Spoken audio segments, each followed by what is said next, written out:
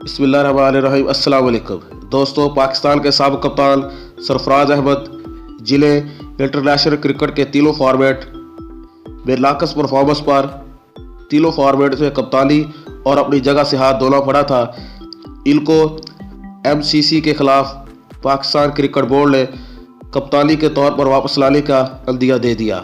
दोस्तों, पाकिस्तान के साबिक़ कप्तान सरफराज अहमद जिन्होंने चैंपियन ट्रॉफी भी पाकिस्तान को जितवाई और बहुत ज़्यादा मैचेस पाकिस्तान के जितवाने में अहम किरदार अदा किया, उन्हें सिर्फ चंद सीरीज़ पर लाखों परफॉर्मेंस पर टीम और कप्तानी से हाथ धोना पड़ा था।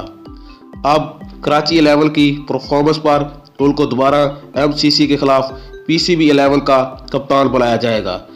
संगाकारा जो कि श्रीलंका के साबिक़ कप्तान है, तो MCC की क़यादत करते हुए 3 T20 खेलने पाकिस्तान आ रहे हैं, जिनमें से 2 T20 गद्दाफी स्टेडियम में भी खेले जाएंगे और सरफराज को अपनी परफॉर्मेंस बेहतर बनाकर टीम में भी वापस आ सकते हैं।